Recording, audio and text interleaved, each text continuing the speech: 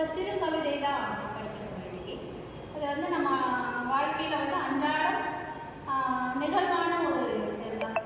இந்த நிகழ்வு வந்து அன்றாடம் அப்படிங்கிறத விட வருஷத்துக்கு ஒரு முறை நடக்கும் ஒரு அற்புதமான நிகழ்ச்சி. அதுதான் நமக்குரிய கவிதை தூர். இந்த கவிதை எழுதுறது யாருன்னு பார்த்தோம்னா நான் முத்துக்குமார். நான் முத்துக்குமார் பற்றி உங்களுக்கு சொல்லணும் அப்படின்னா உங்களுக்கு எல்லாருக்குமே தெரிஞ்சிருக்கும். நிறைய திரைப்பட பாடல்கள் எழுதியிருக்காரு. நிறைய பாடல்கள் எழுதினாலும் இளைஞர்களுக்கான பாடல்களாக அது இருக்கிறது தான் வந்து ஒரு ஹைலைட். இன்னும் சிறப்பு என்ன சொல்லலாம் அப்படின்னா பாமர மக்களுக்கு புரிகிற மாதிரி அழகான வரிகளை வச்சு கவிதை எழுதுவார். ஒரு 2 வரி எழுதுறாரு அப்படின்னா அது வந்து நிறைய பொருளை உடையத பல்வேறு அர்த்தங்களை உள்ளடக்கி சமூகத்தோட இன்னொரு சாட்சியாக பிரதிபலிக்கும் இந்த 2 வரிகள் தான் இருக்கும். சரிங்களா? அந்த மாதிரி நமக்கு இன்னைக்குரிய கவிதை தலைப்பு என்னன்னா தூர் அப்படிங்கிற ஒரு கவிதை வரிகள் தான். இந்த தூர் கவிதை வந்து நான் முத்துக்குமார் எழுதினாலும் அவரோட வாழ்வியலோட ஒன்றி போன ஒரு செய்திகள் தான் அந்த தூர் கவிதைகள்லாம் கொடுத்துருக்காரு. ஒன்றும் இல்லை, இந்த கவிதைகள் என்ன கொடுத்துருக்காங்க அப்படின்னா ஒரு அப்பா ஒரு வருஷத்துக்கு ஒரு முறை அந்த கிணத்தை வந்து சுத்தப்படுத்துவாங்களா அதை பற்றின ஒரு கவிதை தொகுப்பு தான். அதில் ஆழத்தில் இருக்க நிறைய அற்புதங்கள் பிடிக்கிற மாதிரி இருக்குது அப்படிங்கிறத சொல்லியிருக்காங்க. ஓகே, என்ன சொல்லியிருக்காங்க அப்படின்னு பார்த்தா முதல் 5 வரிகள் என்ன சொல்லியிருக்காங்கன்னா வேப்பமும் விளக்கும் எங்கள் வீட்டு கிணற்றில் தூர்வாரும் உற்சவம். வேப்பமும் அந்த கிணறு வீட்டு பக்கத்தில் இருக்கிற அந்த கிணத்துல வந்து வேப்பமும் மிதக்குதா அப்படின்னா என்ன அர்த்தம்? அந்த கிணறு இருக்கிற பக்கத்திலேயே வேப்ப மரமும் இருக்கு அப்படின்றத அர்த்தம்.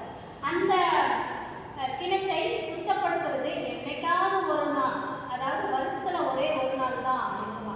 அதை திருவிழா போல கொண்டாடுவது கிராமத்தில் இருக்கிற மக்களோட வழக்கமாக இருக்கும்.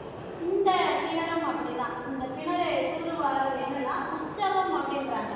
அதாவது திருவிழா டைம்லலாம் என்ன பண்ணுவாங்க அப்படின்னு பார்த்தோம்னா தேர் ஊர்வலம் போகும், அதுக்கப்புறம் மக்கள் ஊர்வலம் வருவாங்க. இதெல்லாம் எதை காமிக்குதுன்னா சந்தோஷத்தின் உச்சகட்டத்தை காமிக்கும் இல்லையா? அந்த மாதிரி தான் இது உற்சவம் அப்படிங்கிற ஒரு பொருளில் நான் முத்துக்குமார் அவர்கள் சொல்கிறேன். அது என்ன சொல்கிறாரு அடுத்தது, வருடத்திற்கு ஒரு முறை விசேஷமாய் நடக்கும்.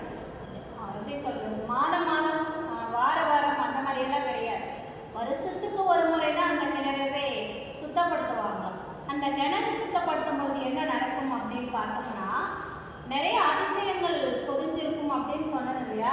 அது என்ன மாதிரி அதிசயம் அப்படின்னு பார்த்தோம்னா ஆழ்நீருக்குள் அப்பா முங்க அதிசயங்கள் மேலே வரும். அந்த கிணத்தை சுத்தப்படுத்த ஒவ்வொன்றா அதிசயமாக மேலே ஏறி வருமா. என்னென்ன வரும் அப்படின்னு பார்த்தோம்னா கொட்டாங்குச்சி, கோழிக்குண்டு, கரண்டி, கட்டையோடு உள்விழுந்த துருப்பிடித்த ராட்டினம், இந்த தேங்காயெல்லாம் இது பண்ணுவாங்க இல்லையா அந்த இது, வேலைக்காரி திருடியதால் சந்தேகப்பட்ட வெள்ளி டம்ளர் அப்படின்னு சொல்கிறாங்க. ஏதாவது ஒன்று காணாமல் போயிடுச்சுன்னா கொஞ்சம் பணக்காரங்க வீட்டிலலாம் என்ன நடக்கும் அப்படின்னு பார்த்தோம்னா ஏதாவது காணாமல் போயிடுச்சு அப்படின்னா வேலைக்காரி தான் திருடிட்டா அப்படின்னு நினைப்பாங்க இல்லையா? அந்த மாதிரி தான் இவங்களும் நினச்சிருக்காங்க. அது வெள்ளியாச்சே, இது கொஞ்சம் விலை அதிகம் இல்லையா, அதனால வேலைக்காரி தான் திருடிட்டா அப்படின்னு நினைப்பாங்க. ஆனால் தவறுதலாக யாராவது குழந்தைங்க எடுத்து அந்த கிணத்துக்குள்ளே போட்டுருப்பாங்க. அதைத்தான் இந்த இடத்துல சொல்கிறாங்க. சேற்றுக்குள் கிளறி எடுப்போம் நிறையவே. இந்த மாதிரி நிறைய விஷயங்கள் வந்து அந்த சேத்துக்குள்ள அந்த கிணத்துக்குள்ள இருக்கிற தண்ணியெல்லாம் வெளியேற்றதுக்கப்புறம் சேரும் சகதியுமா இருக்கு இல்லையா? அந்த சேரும் சகதியுமான இடத்துல வந்து நிறைய நிறைய அற்புதங்கள் வரும் அப்படின்றத சொல்றாங்க. அந்த டைம்ல அம்மா என்ன சொல்றாங்க, சேருடா என அம்மா அதட்டுவாங்க. அந்த இடத்துல சேரு நீ போகாத மூழ்கிடுவ அப்படின்னு சொல்லுவாங்க. என்றாலும் சந்தோஷம் கலக்க என்ன பண்ணுவாங்க குழந்தைங்களெல்லாம் அதில் போய் விளையாண்டே இருப்பாங்க இல்லையா? யாருக்கும் மனம் வரும் அதிலிருந்து வெளியே வரக்க. சேருனாவே குழந்தைங்களுக்கெல்லாம் சந்தோஷம் தான், அதில் போய் விளையாடுது. அப்போது சந்தோஷத்தை கருத்தை கொண்டாடுவாங்க.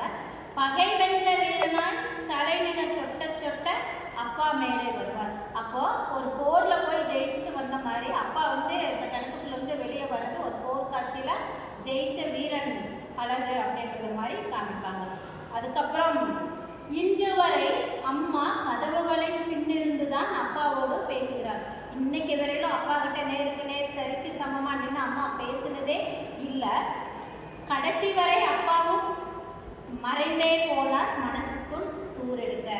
இதில் என்னன்னா பெண்களை வந்து எப்பொழுதுமே கொஞ்சம் எட்ட நின்றுதான் எல்லாமே நடத்துவாங்க இல்லையா. அதாவது என்ன ஆணாதிக்கம் இந்த இடத்துல கொஞ்சம் வெட்டி பார்க்குற மாதிரி தான் இருக்கும். அப்போ ஆண்கள் வந்து எப்பொழுதுமே பெண்களுக்கான முன்னுரிமை முதலுரிமை எதுவுமே கொடுக்கறதில்ல அப்படின்றது தான் இந்த கவிதை சொல்லுது. அப்போது ஆண்கள் எப்பொழுதுமே பெண்களை மறந்துடுறாங்க. அம்மாவாக இருந்தாலும் மனைவியாக இருந்தாலும் அவங்கள மறந்துடுறாங்க அப்படிங்கிறதா இந்த இதில் இந்த கவிதை தொகுப்பில் சொல்லலாம். சரி, இது சமூகத்தின் வெளிப்பாடு.